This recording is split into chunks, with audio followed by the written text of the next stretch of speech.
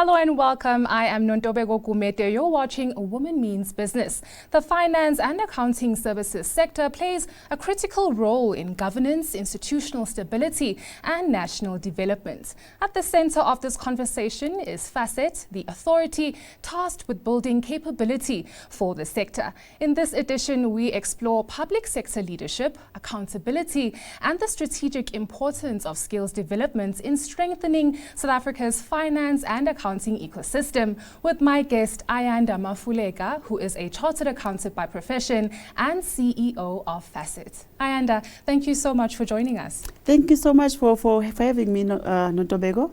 Now, just looking at your career, it's very distinguished, extensive and rightfully so within the financial sector and public sector leadership. Can you just share your journey with us from the early days of being a CA in training to becoming a transformational leader and now the CEO of FASSET? Well, I trained in the public sector through the National Treasury. That's where the public sector bug, hit me.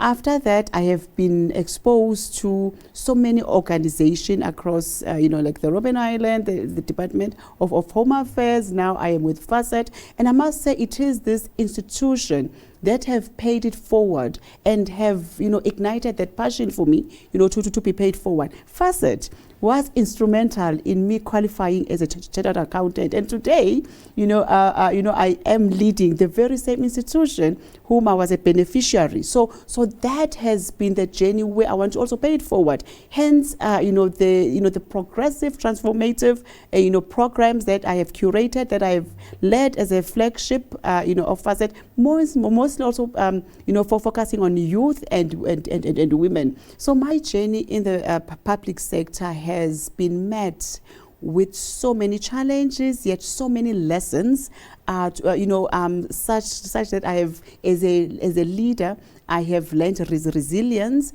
and that has even made me even appreciate, the lack of transformation, in the sector as far as women are concerned. So it has been my passion and the legacy that I want to leave, where I want to leave these institutions better than I found them, and mostly, elevating, the diverse, and important leadership that women bring to the table. It's such a wide scope and so much roles, and it is no secret that leading within the public sector, it has its own challenges and responsibilities as well. But from your experience, Ayanda, what has this environment taught you about governance, accountability, implementation, and long-term national impact? Governance, it is very important because it is the process by which organizations are being governed.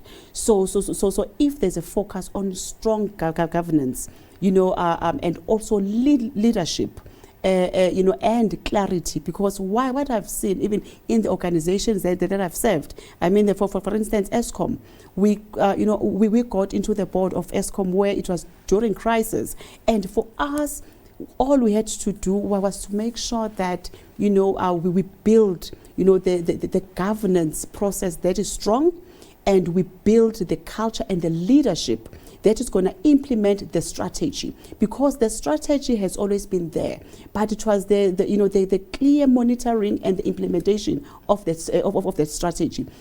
My passion, about empowering, leaders, building a leadership pipeline, because we don't lack resources. We don't lack people that are going to implement, but we lack leadership. Now, as we are just unpacking just the terminology of leadership, because it seems like we almost underestimate the power that it actually has. When looking at FASSET as well as an organization, which is, one of the largest organizations when it comes to employing, skilled senior leaders. Just from your perspective, what are some of the initiatives that are taking place right now within FASSET that are making those groundbreaking changes for senior female leadership? Okay. So our focus at FASSET, and which has become the legacy of this SETA, is building the pipeline of ethical leaders. our focus has been on women, because as a sector we have made strides, the finance and accounting sector, where we have made strides in employing women. But what we have found is that these women, they are not at the senior management echelons. They are still at the entrance level. And what we have seen is that even the scandal then to have seen around governance, around corruption, unethical behavior, they are mostly done by finance professionals. So one of the legacy programs has been to empower women leaders who are going to be ethical, who are going to be courageous in decision making, because leadership that is diverse, will have ripple effect and benefit, because women and men, they are capable, as leaders, and we are responsible for the sector that has been very resilient, and it is a sector that is part of the backbone of the economy. We are controlling the financial resources, not only in the private sector, also in the public sector. So that is why this partnership to curate this program of women leading in the public sector with the credible institutions such as the Auditor General of South Africa, which is the supreme audit institution in the country, and the Duke Corporate Education, who are bringing in the global expertise. Obviously, it is going to be customized for the South African audience, and we have the African women chartered accountants. So we are calling upon this women who are in senior leadership, in the public sector, to be part of this program, because this will have an impact, because we want to leave this institution better than we found them, especially in the public sector. The time it is critical, because we're under pressure in terms of the fiscus is under pressure, service delivery it's at its lowest, and there's a very low public confidence in the public sector. I really like how you touched on, because you sort of answered my question on why women, and that there's still a relevancy of women leadership within the public sector space, hence your terminology of womb leadership. Can you just let us know, when it comes to the Women in Leadership in the Public Sector program or initiative, where to from now? Because 2025, 2026, great celebrations, honoring the women who have done the most within their space, but where to from now?